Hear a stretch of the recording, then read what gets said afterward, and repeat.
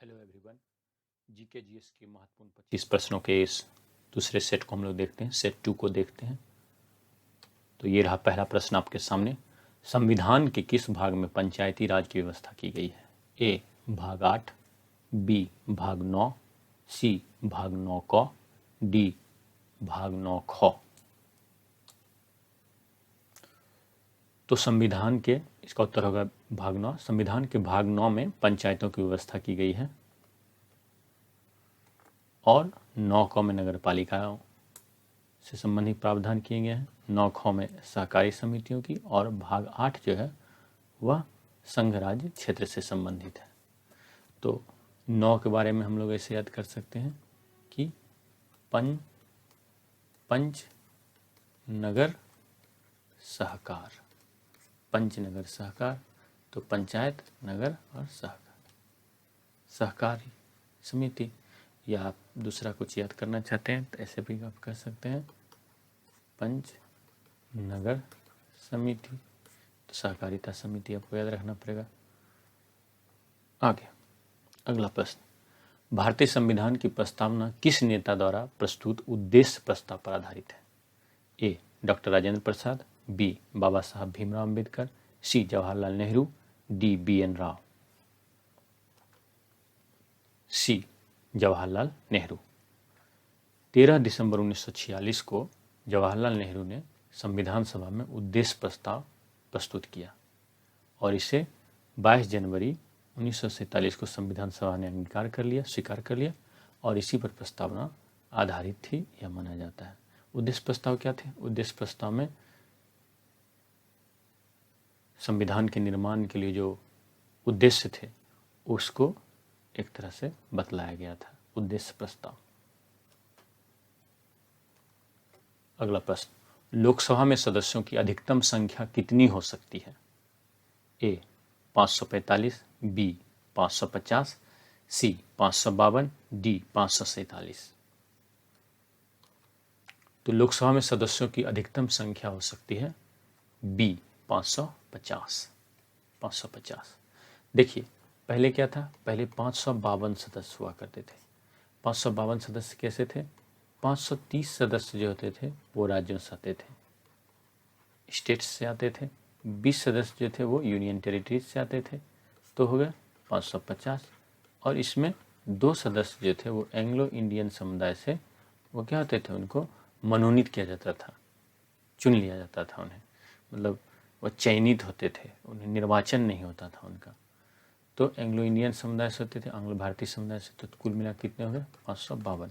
लेकिन क्या हुआ, 104वां संविधान संशोधन अधिनियम के द्वारा एंग्लो इंडियन समुदाय के सदस्यों के मनोनयन का प्रावधान समाप्त कर दिया गया। ये कब लाया गया था? ये लाया गया था 2019 में। अगला प्रश्न, तो अब कितना हो जाएगा? अब हो जाएगा 585, क्योंकि 2 तो रहे नहीं, तो अधिकतम कितना होना चाहिए? 550। आगामी परीक्षाओं के लिए यह बहुत ही महत्वपूर्ण प्रश्न हो सकता है। अगला प्रश्न, निम्नलिखित में से किस न्यायालय को अभिलेख न्यायालय माना जाता है? केवल उच्चतम न्यायालय को, केवल उच्च न्यायालय को, उच्चतम न्यायालय और उच्च न्यायालय दोनों को, जिला न्यायालय को? अभिलेख न्यायालय, कोर्ट ऑफ रिकॉर्ड्स। केवल उच्चतम न्यायालय को, केवल उच्च न्यायालय को, उच्चतम न्यायालय और उच्च न्यायालय दोनों को, जिला न्यायालय को? तो इसका उत्तर होगा उच्चतम न्यायालय और उच्च न्यायालय दोनों को माना जाता है। देखिए उच्चतम न्यायालय के लिए क्या है? उच्चतम न्यायालय के लिए है आर्टिकल 129 और उच्च न्यायालय के लिए है आर्टिकल 215। और इससे क्या हो जाते हैं? ये हो जाते हैं अभिलेख न्यायालय, कोर्ट ऑफ रिकॉर्ड्स। इसमें क्या होता है कोर्ट ऑफ रिकॉर्ड्स में? कोर्ट ऑफ रिकॉर्ड्स में यह होता है कि देखिए रिकॉर्ड्स की बात हो जा रही है। रिकॉर्ड क्या होता है? रिकॉर्ड होता है कोई भी जो मामला हो, उसका जो निर्णय हुआ उसको एक पुस्तिका बनाकर, फाइल बनाकर उसे क्या किया जाता है? रख दिया जाता है। यहाँ तक कि जो मौखिक निर्णय भी जज सुनाते हैं, वहाँ पे कोर्ट क्लर्क्स होते हैं, वो उसे क्या करते हैं? वो लिखते जाते हैं, और फिर लिखने के कारण वो फिर से एक तरह से लिखित रूप में दर्ज हो जाता है। और कोर्ट ऑफ रिकॉर्ड्स जो है या अभिलेख न्यायालय को संविधान ने एक और शक्ति दी है कि वह अवमानना के विरुद्ध जो है दंडित कर सकता है। अगर किसी ने कोर्ट की अवमानना की है तो कोर्ट उसे दंडित कर सकता है कंटेम्प्ट ऑफ कोर्ट के लिए। जैसे प्रशांत भूषण मामले में हम लोगों ने देखा था, प्रशांत भूषण मामले में हम लोगों ने क्या देखा था कि उन्हें 1 रुपये का दंड देना पड़ा था। तो अवमानना जो है वो सिविल भी होता है और क्रिमिनल भी होता है। सिविल में क्या होता है, आर्थिक दंड दिया जाता है, जैसे प्रशांत भूषण को आर्थिक दंड देकर छोड़ दिया गया, वो एक नॉमिनल अमाउंट था, सांकेतिक उन्हें दंड दिया गया था। और एक क्रिमिनल होता है दंड, क्रिमिनल में क्या होगा कि उन्हें अगर जेल जाना पड़ता तो वह क्रिमिनल दंड होता। अगला प्रश्न, लोकसभा में राज्यवार सीटों का आवंटन किस वर्ष की जनगणना पर आधारित है? ए 1971, बी 1991, सी 2001, डी 2011। राज्यवार सीटों का आवंटन किस वर्ष की जनगणना पर आधारित है? तो इसका उत्तर होगा 1971, ए 1971। देखिए, लोकसभा में राज्यवार सीटों का आवंटन 1971 की जनगणना पर आधारित है। ये समझने की चीज़ है। राज्यवार सीट का मतलब क्या हुआ कि यूपी में कितने होंगे, बिहार में कितने होंगे, कर्नाटक में कितने होंगे, ये जो है इस चीज़ का निर्धारण किस आधार पर होता है? 1971 की जनगणना पर। और ये स्थिति जो है 2026 तक ऐसी रहेगी। क्यों ऐसा कर दिया गया है? ये 84 में संविधान संशोधन के आधार पर यह कर दिया गया है, जो 2001 में लाया गया था। एक दूसरी स्थिति होती है। दूसरी स्थिति क्या होती है कि निर्वाचन क्षेत्रों का परिसीमन का अर्थ क्या हुआ कि एक लोकसभा क्षेत्र में कौन कौन से गांव, कौन कौन से ब्लॉक, कौन कौन सा क्षेत्र शामिल होगा, यह निर्धारित करने ही जो है वह परिसीमन कहलाता है, डिलिमिटेशन। तो यह किस चीज़ पर आधारित है? यह डिलिमिटेशन जो है वो डिलिमिटेशन का किस जनसंख्या पर, किस साल की जनगणना पर आधारित है? 2001 की जनगणना पर आधारित है। ये ध्यान देने वाली बात है, यह 2001 की जनगणना पर आधारित है। और यहाँ राज्यवार सीटें जो है वो 1971 की जनगणना पर आधारित है। ऐसा क्यों किया गया? 1971 वाला ही मामला क्यों चल रहा है वहाँ पर? क्योंकि देखिए, अब यूपी और बिहार जैसे क्षेत्र हैं जहाँ पर की जनसंख्या बहुत हो गई है, तो अगर 1971 वाले मामले को अभी कर दिया जाए 2001 या 2011 के आधार पर कर दिया जाए तो यूपी और बिहार में बहुत अधिक सीट होंगे, बहुत अधिक वहाँ से लोकसभा सदस्य निर्वाचित होंगे। हाँ, यानी यहाँ पे जो पार्टियाँ होंगी उन्हें अगर अधिक सीट मिल जाती है तो वो सरकार बनाने में सक्षम हो जाएंगी या बहुत अधिक शक्तिशाली हो जाएंगी। हालांकि अभी भी यूपी में 80 सीटें हैं तो उसका राजनीतिक रूप से अधिक महत्व है ही, किंतु फिर भी अगर 1971 की बजाय 2001 को माना जाए तो यह महत्व और अधिक बढ़ जाएगा। और जो दूसरे राज्य हैं, जैसे साउथ के राज्य जिन्होंने जनसंख्या पर नियंत्रण करने में अच्छा योगदान दिया है, तो वहाँ पे क्या होगा, उनकी सीटें कम हो जाएंगी, तो उनके साथ तो अन्याय हो जाएगा। क्योंकि एक जो जनसंख्या को कम कर रहा है, यानी देश पर संसाधनों का दबाव, व्यक्तियों का दबाव कम कर रहा है, उसे इंसेंटिव मिलने के बजाय जो देश पर जनसंख्या का दबाव बढ़ा रहा है उसे इंसेंटिव मिल जाएगा राजनीतिक रूप से। इसलिए यह 1971 की जनगणना पर आधारित किया गया। और यहाँ 2001 क्यों कर दिया गया? यहाँ 2001 क्यों कर दिया गया? यहाँ इसलिए कर दिया गया डिलिमिटेशन, परिसीमन को, क्योंकि देखा गया कि 2001 तक में बहुत सारे क्षेत्रों में डेमोग्राफी जो है वो अलग अलग तरह की हो गई है, तो उसके आधार पर यहाँ पर जो परिसीमन है वह 2001 की जनगणना के आधार पर होता है। अगला प्रश्न, संविधान के किस अनुच्छेद में अनुसूचित जनजातियों को परिभाषित किया गया? अनुसूचित जनजातियों को परिभाषित किया गया। ए 342, बी अनुच्छेद 341, सी अनुच्छेद 350, डी अनुच्छेद 352। तो इसका उत्तर होगा ए अनुच्छेद 342। देखिए, संविधान के अनुच्छेद 342 में अनुसूचित जनजाति को परिभाषित किया गया। ये परिभाषा कैसे है? ये जो है वो राष्ट्रपति करते हैं, ठीक है, और ये राज्यवार होता है। और राज्य एक है और एक यूनियन टेरिटरी यानी केंद्र शासित प्रदेश। तो राज्य के मामले में जो है वो राज्यपाल से क्या करते हैं, वो सलाह मशविरा करते हैं, उनकी सलाह लेते हैं। लेकिन संघ शासित क्षेत्र के बारे में, यूनियन टेरिटरी के बारे में ऐसा कोई सलाह लेने की जरूरत नहीं है उन्हें लेफ्टिनेंट गवर्नर या प्रशासक से। और फिर जो भी जनजाति होती है उसे एक लिस्ट में शामिल कर दिया जाता है, तो उसे कहा जाता है अनुसूचित जनजाति। अनुसूचित जनजाति कहा दिया जाता है। नोटिफिकेशन निकाल दिया जाता है कि यह जनजाति जो है अनुसूचित जनजाति है, और उसको फिर जो भी लाभ मिलने होते हैं जनजातियों के लिए, वो लाभ के लिए वो हकदार हो जाती है।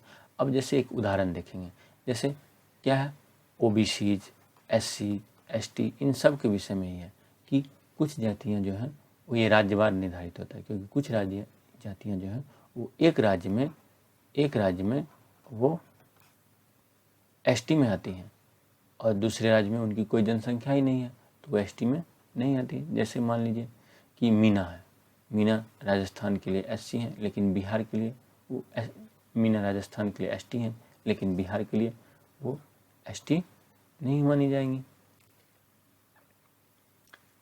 आगे अगला प्रश्न, संविधान में पहला संशोधन कब किया गया? संविधान में पहला संशोधन कब किया गया? 1950 में, 1951 में, 1952 में, 1954 में।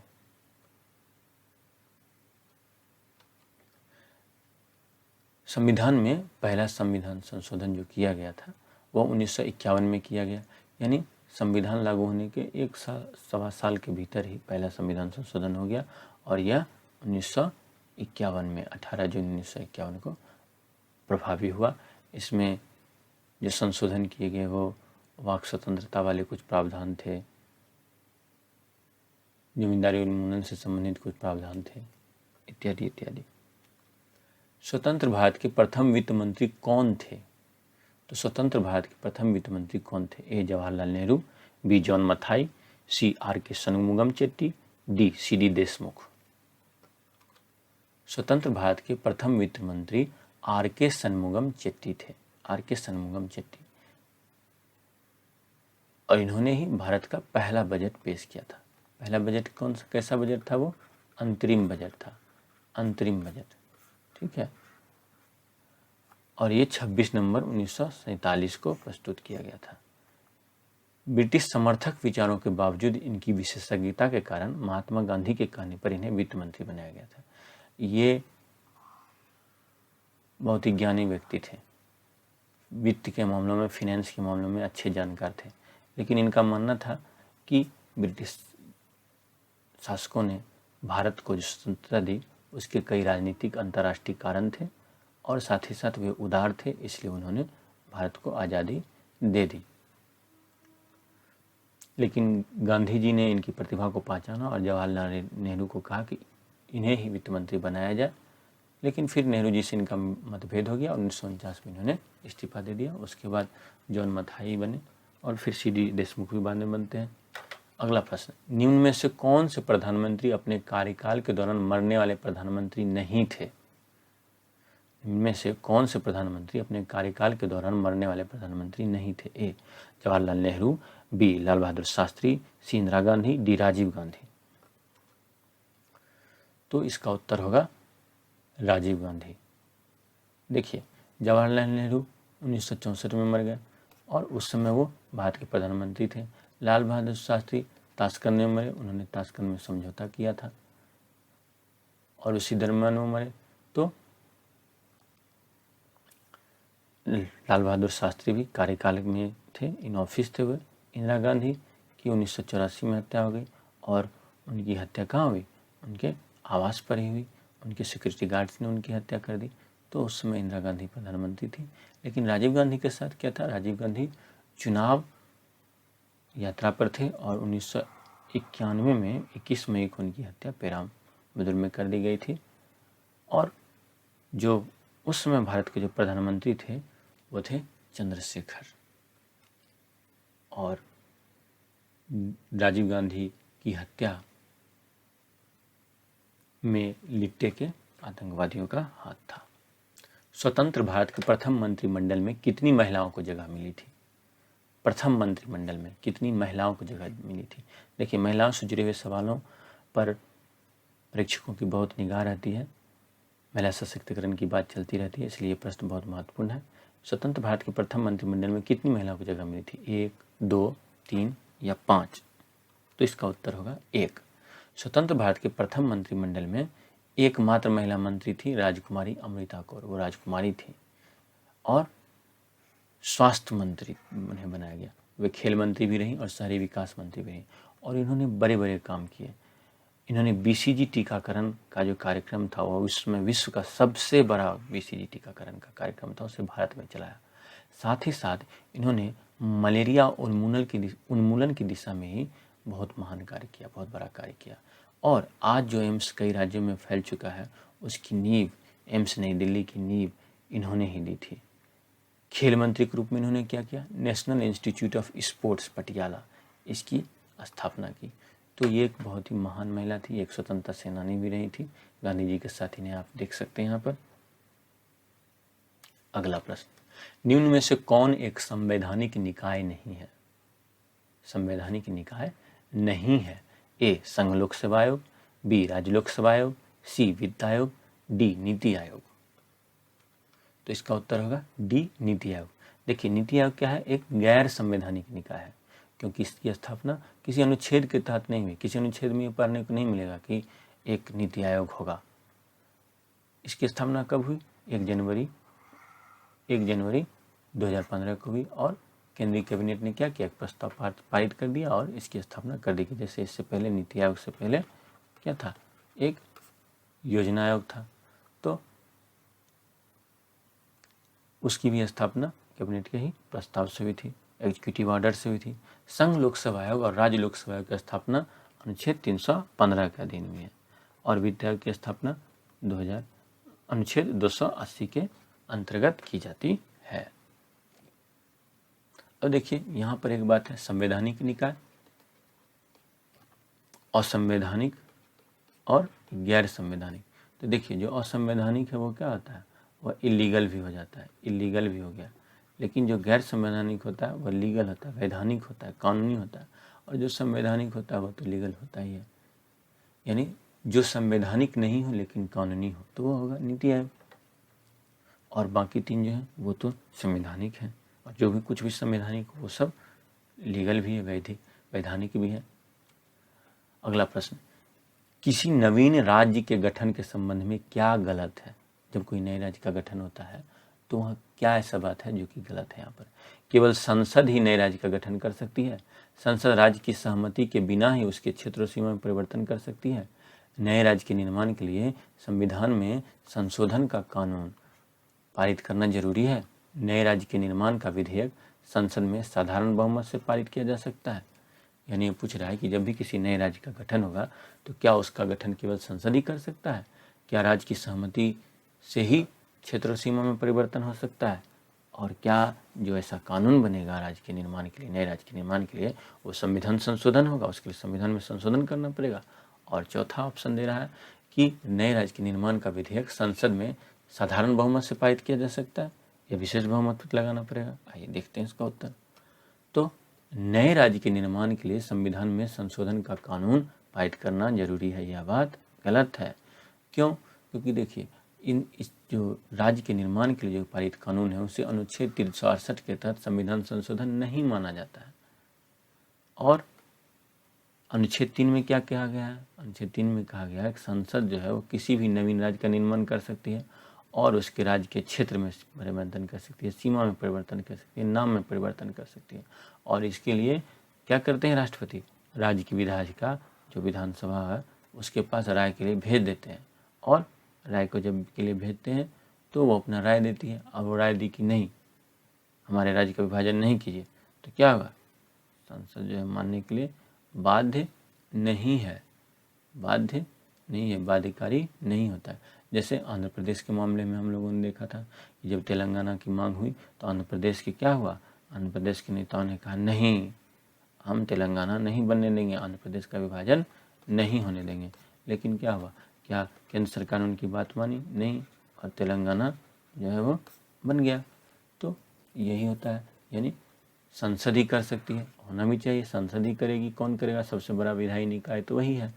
हाँ, राज्य की सहमति के बिना एकदम राज्य की सहमति की जरूरत नहीं पड़ती है, क्योंकि संसद ही है बॉस। नए राज्य के निर्माण के लिए संविधान में संशोधन, इसके लिए भी कह दिया कि नहीं, संविधान में संशोधन करने के लिए क्या होता है? बहुत सारे प्रावधान होते हैं। विशेष बहुमत की जरूरत पड़ती है, 2/3 उपस्थित और मतदान करने वाले सदस्यों की जरूरत पड़ सकती है। कुछ मामलों में तो राज्यों की सहमति की जरूरत पड़ती है, आधे से अधिक राज्यों से सहमति लेनी पड़ती है। तो ये सब चीज़ें जो हैं राज्य के निर्माण के लिए जरूरी नहीं है संविधान में संशोधन करना, सीधे एक कानून लाया जाता है और वो साधारण बहुमत से पारित हो जाता है। साधारण बहुमत क्या हो कि जितने लोग उपस्थित हैं उनमें से एक आदमी जो है, उनका आधा प्लस एक आदमी जो है, अगर उसने उसका बहुमत मिल गया तो हो गया, नया राज्य तैयार। अगला प्रश्न, निम्न में से कौन सा प्राथमिक क्षेत्र का घटक नहीं है, प्राइमरी सेक्टर का घटक नहीं है? मत्स्य पालन, कृषि। अब जो हम लोग प्रश्न देख रहे हैं वो अर्थव्यवस्था से संबंधित प्रश्न है। 12 प्रश्न थे वो राज्य व्यवस्था के प्रश्न थे, अब जो आगे 13 प्रश्न मिलेंगे वो अर्थव्यवस्था से संबंधित प्रश्न है। निम्न में से कौन सा प्राथमिक क्षेत्र का घटक नहीं है? ए मत्स्य पालन, बी कृषि, सी वन और डी निर्माण। तो इसका उत्तर होगा विनिर्माण। देखिए प्राथमिक क्षेत्र में क्या आता है, जैसे प्राथमिक क्षेत्र में क्या आता है, वो आता है जो प्राकृतिक संसाधन का सीधे प्रयोग कर लेते हैं। नहीं, वो हो गया जैसे अब गेहूँ जो है वो सीधे हम लोगों ने खा लिया, हाँ, तो वो क्या होगा, कृषि क्या होगा, कृषि जो है वो गेहूँ लिया आटा पिसवाया, सही बात है, सीधे तो नहीं खाएंगे ना। कृषि वानिकी यानी वन से संबंधित कार्य, मत्स्य पालन मछली पालना, खनन, तो ये आएगा कैसे, प्राथमिक क्षेत्र में, प्राइमरी सेक्टर में, क्योंकि यहाँ प्राकृतिक संसाधनों का सीधे प्रयोग हो रहा है। लेकिन इसी आटा से अगर ब्रेड बन जाएगा, जब ब्रेड बन जाएगा तो क्या हो जाएगा, वो द्वितीय क्षेत्र का। क्यों? क्योंकि यहाँ जो उत्पाद हुआ, जो गेहूँ बना, वो क्या हो गया, वो यहाँ पे कच्चे माल के रूप में प्रयोग होने, यानी पहले क्षेत्र का जो सामान है वो दूसरे क्षेत्र के लिए क्या है, वो कच्चा माल है, ठीक है, रॉ मटेरियल है। क्यों? क्योंकि यहाँ पे बड़ी बड़ी फैक्ट्रियाँ हैं, यहाँ पे, और उनमें क्या होता है, उनमें ये सारा कच्चा माल के रूप में प्रयोग होता है। और जो तीसरा सेक्टर होगा वो क्या होता है, अब वो है सेवा क्षेत्र। अब फैक्ट्री ऐसे थोड़े चलेगी, फैक्ट्री के लिए क्या चाहिए, फैक्ट्री के लिए चाहिए बैंक, रुपया चाहिए, तो जो सेवा देगा, हाँ, तो सेवा क्षेत्र वाले जो हैं वो शिक्षा, बैंकिंग, पर्यटन, ये सब जो है तृतीय क्षेत्र के अंतर्गत आते हैं। तो कौन सा प्राथमिक क्षेत्र का घटक नहीं है, वो है विनिर्माण, निर्माण, दोनों जो है वो, विनिर्माण का अर्थात क्या, मैन्युफैक्चरिंग, किसी चीज़ को बनाना, ठीक है। अगला प्रश्न, बाजार की ऐसी स्थिति जिसमें किसी वस्तु का अकेला खरीदार हो क्या कहलाता है? ऐसी स्थिति है बाजार की, कोई खरीदने वाला नहीं है, एक खरीदने वाला है मात्र, तो क्या कहलाएगी वैसी स्थिति? A monopoly, B monopsony, C duopoly, D duopsony. देखिए मैंने अंग्रेजी में ही ये टर्म दिए हैं, इसलिए दिए हैं क्योंकि इन सब चीज़ों को अंग्रेजी में ही याद रखना चाहिए। परीक्षा में जो ऑप्शन आएंगे उससे आप आसानी से बना पाएंगे। तो देखते हैं इसका उत्तर क्या होगा, इसका उत्तर होगा मोनोप्सोनी। देखिए मोनोपोली क्या आता है, देखिए यहाँ देखते हैं क्या है, यह है खरीदार और यह है विक्रेता। तो मोनोपोली में क्या होगा, बेचने वाला अकेला होगा, एक ही बेचने वाला होगा, ठीक है, खरीदने वाले ढेरी होंगे, बहुत सारे होंगे। तो क्या होगा, वो जैसे ईस्ट इंडिया कंपनी आई, उसकी क्या रणनीति थी कि वो अकेला जो है वो मोनोपोली हो जाए, उसका मोनोपोली हो जाएगा, तो कोई जो, हालांकि उसका खरीदने के मामले में था उस समय, लेकिन बाद में क्या हुआ, बेचने के मामले में हो गया। मोनोप्सोनी में क्या हो, अकेला खरीदार होगा, एकमात्र खरीदार होगा, ये मोनोप्सोनी था। और डुओपोली में क्या होगा, तो डुओ का मतलब क्या होता है, दो होता है, डुओ का मतलब क्या होता है, दो, ठीक है। तो डुओपोली में क्या होगा, यहाँ दो लोग हो जाएंगे, ठीक है, विक्रेता दो लोग हो जाएंगे। और डुओप्सोनी में क्या होगा, खरीदने वाले दो लोग हो जाएंगे, अब दो ही लोग खरीदेंगे, तो दोनों मिल के निर्णय करेंगे यार सस्ते में खरीदना है हम लोग को, हाँ, तो इससे भी मार्केट क्या हो जाता है, ख़राब हो जाता है। और बेचने वाला एक ही होगा तो उससे भी मार्केट ख़राब हो जाएगा, नहीं, और दो ही बेचने वाले हों तो भी कस्टमर को दिक्कत होगा कि दोनों ने साठ-गांठ कर ली तो भी प्रॉब्लम। तो इसका उत्तर होगा बाद में, बाजार की ऐसी स्थिति जिसमें किसी वस्तु का अकेला खरीदार हो क्या कहलाता है, तो वो क्या कहलाता है, वो कहलाता है मोनोप्सोनी। अगला प्रश्न, ई वे बिल किस कर से संबंधित है? ई वे बिल, बहुत ई वे बिल की चर्चा आती है, किस कर से संबंधित है? वस्तु एवं सेवा कर, income tax, corporate tax, custom duty. तो इसका उत्तर होगा वस्तु एवं सेवा कर यानी goods and service tax, GST. देखिए ई वे बिल क्या होता है? ई वे बिल यही होता है कि एक जो बिजनेसमैन है वो अपना माल कहीं पे एक जगह से दूसरे जगह वो भेज रहा है, एक जगह से दूसरी जगह जब वो भेजता है तो ज़रूरी है कि वो जो कंसाइनमेंट जा रहा है उसका जो ड्राइवर है यानी जिसके भी अंतर्गत है वाहन का जो भी प्रभारी जो वाहन को देख रेख कर रहा है वो व्यक्ति जो है वो क्या होगा, वो व्यक्ति ई वे बिल लेकर ई वे बिल लेकर ही चले, ठीक है। नहीं तो क्या करेंगे उसे जीएसटी इंस्पेक्टर जो है धर लेंगे, ठीक है। 50,000 रुपये से अधिक मूल्य की वस्तु होनी चाहिए। और इसके लिए क्या जरूरी है, ये राज्य के भीतर भी और राज्य के बाहर भी। ये नहीं कि बिहार से यूपी गए तभी जरूरी पड़ेगा, नहीं, बिहार में ही आप पटना से कहीं और गए, किसी और डिस्ट्रिक्ट में गए तो आपको वो लग जाएगा, ठीक। ई वे बिल की ज़रूरत पड़ती है। इससे क्या होता है सरकार को, इससे सरकार को ये लाभ होता है कि जो गुड्स हैं उनकी ट्रैकिंग कर पाती है सरकार कि कैसे कहाँ से क्या माल जाता है। कर चोरी जो है उस पर नियंत्रण कर पाती है सरकार। अगला प्रश्न, मध्याह्न भोजन योजना की शुरुआत कब हुई? A 1982, B 1991, C 1995, D 2006। Mid day meal scheme की शुरुआत कब हुई? 1982, 1991, 1995, 2006। तो देखिए केंद्र सरकार ने मध्याह्न भोजन योजना की शुरुआत कब की थी? 1995 में की थी, 1995 में की थी। अब क्या हुआ था कि बच्चे जो थे वो आ ही नहीं रहे थे स्कूल में आते ही नहीं थे। क्यों नहीं आते थे? सरकार ने कहा कि चलो अगर खाना प्रस्तुत अच्छा भोजन देने लगे तो क्या होगा, बच्चे सोचेंगे, बच्चे के माँ बाप सोचेंगे अरे यार एक बार भेज देंगे खाने का तो पैसा बचेगा, हाँ। और दूसरा बच्चे वो भी जो है वो क्या होंगे, मजबूत होंगे, पढ़ने में मन लगेगा, दिमाग भी चुस्त दुरुस्त रहेगा। तो इसीलिए सरकार ने ये शुरू की थी मिड डे मील स्कीम। आज भी ये स्कीम चल रही है और ये बहुत ही महत्वपूर्ण स्कीम है। यूपीआई का फुल फॉर्म क्या है? UPI United progressive India, United payment in India, unified payment India, unified payment interface. UPI payment करते हैं, उसका क्या फुल फॉर्म है? United progressive India, United payment in India, unified payment India, unified payment interface. तो इसका उत्तर होगा unified payments interface, ठीक है। यूनिफाइड पेमेंट इंटरफेस की शुरुआत national payment corporation of India द्वारा 2016 में किया गया। कब किया गया? 2016 में किया गया था, ठीक है।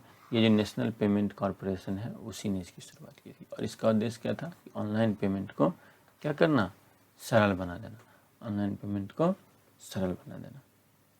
अगला, बिटकॉइन क्या है? बिटकॉइन क्या है? बहुत बिटकॉइन की चर्चा चलती है। क्या है बिटकॉइन? एक बैंकिंग सॉफ्टवेयर है, एक वर्चुअल करेंसी है, एक वर्चुअल बैंक है, सबसे अधिक मूल्य का डॉलर नोट। क्या है आखिर बिटकॉइन? तो देखिए बिटकॉइन क्या है, ये देखिए बिटकॉइन का यही है लोगो, यही है सिंबल बिटकॉइन। बिटकॉइन क्या है? एक वर्चुअल करेंसी है। इसका उपयोग क्या किया जाता है? ऑनलाइन भुगतान में किया जाता है और इसकी खरीद बिक्री के लिए एक्सचेंज होते हैं और ये इससे करके वहाँ क्या किया जा सकता है, पारंपरिक मुद्रा जैसे डॉलर, यूरो, इसमें जो है वो बदला जा सकता है। और सतोशी नाकामोटो नामक व्यक्ति ने इसका आविष्कार किया था। इसमें क्या किया जाता है, इससे एक टर्म आता है माइनिंग, यानी कंप्यूटर के माध्यम से इसे जनरेट किया जाता है, प्रोग्रामिंग के माध्यम से। देखिए एक बिटकॉइन जो है कितने रुपये के बराबर है? लगभग 24 लाख रुपये के, इंडियन रुपीज़ के बराबर है। 24 लाख इंडियन रुपीज़ का एक बिटकॉइन। और इसका उपयोग बड़े बड़े उद्योगपति अपने पैसे को रखने में करते हैं। इतना ही नहीं, यह भी स्थिति है कि आतंकवादी लोग भी इसका उपयोग करते हैं। जो रैंसम मांगते हैं बड़े बड़े हैकर्स, वो भी बिटकॉइन में ही कहते हैं कि मुझे बिटकॉइन में पेमेंट कीजिए। क्यों? क्योंकि यहाँ क्या होता है, ये जो है एनोनिमस ट्रांजैक्शन होता है। इसमें पता ही नहीं चलता है कि कहाँ से कहाँ किसके पास गया है।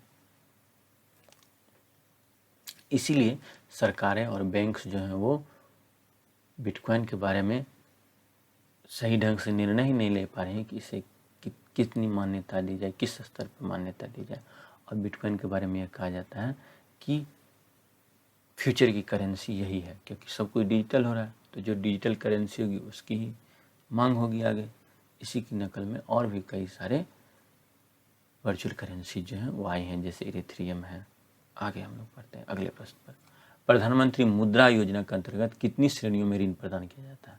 मुद्रा योजना, प्रधानमंत्री मुद्रा योजना के अंतर्गत कितनी श्रेणियों में ऋण प्रदान किया जाता है? 5, 4, 3 और 2।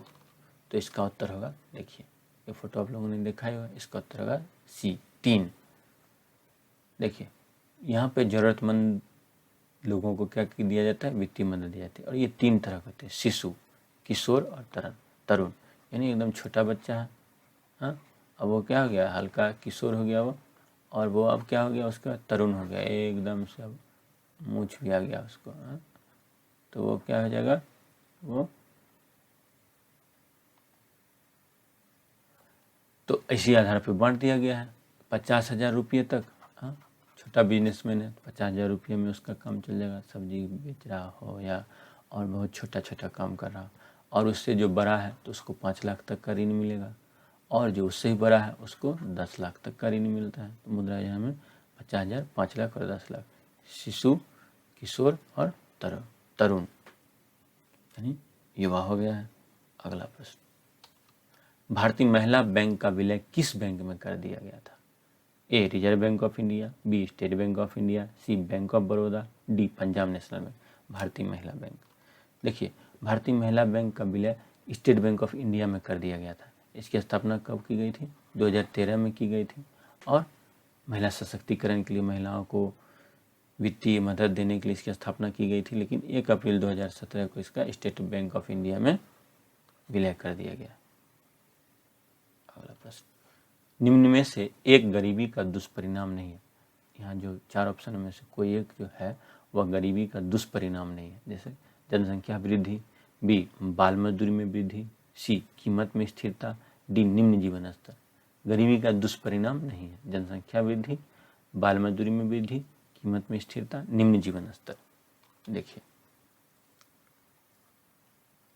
कीमत में स्थिरता जो है वह गरीबी का दुष्परिणाम नहीं है। कैसे? देखिए जब जनसंख्या वृद्धि होगी, गरीबी का दुष्परिणाम है, क्योंकि जनसंख्या वृद्धि होती है तो लोग चाहते हैं ज़्यादा हाथ रहें, ज़्यादा हाथ रहेंगे, ज़्यादा बच्चे होंगे, ज़्यादा हाथ होंगे, और जब ज़्यादा हाथ होंगे तो क्या होगा, हाँ, ज़्यादा हाथ होगा तो ज़्यादा मदद करने के लिए ज़्यादा कम होगा, ज़्यादा कमाई होगी। और इससे क्या था, बाल मजदूरी भी शुरू हो जाती बच्चों की, तो ये भी हो जाता है, ये भी हो जाता है, दुष्परिणाम तो है। हाँ, निम्न जीवन स्तर, अब बहुत सारे बच्चे हुए तो या गरीबी है, पैसे कम है, तो क्या होगा, एसी वाले पंखा में रहने लगेंगे या पंखा वाले बिना पंखा करेंगे, तो क्या होगा, से जीवन स्तर जो है वो क्या हो जाएगा, नीचे हो जाएगा। खान पान में भी असुविधा होगी। अब कीमतों में स्थिरता, कीमतों में स्थिरता का मतलब क्या हुआ कि दाल जो है वो 60 रुपये किलो है, अब 1 साल से 60 रुपये किलो पर फिक्स है, ये नहीं कि 120 रुपये किलो हो गया। क्योंकि देखिए महंगाई बढ़ती ही जाती है, ऐसा नहीं है कि महंगाई घटने लगती है, थोड़ा सा नीचे आएगी, 120 पे है तो 110 पे जाएगी। अब ऐसा नहीं है कि वो 30 रुपये किलो हो जाएगा, वो कहीं कुछ ही मामलों में होता है। लेकिन पूरे महंगाई को देखिएगा तो मुद्रास्फीति क्या होती है, धीरे धीरे बढ़ती रहती है।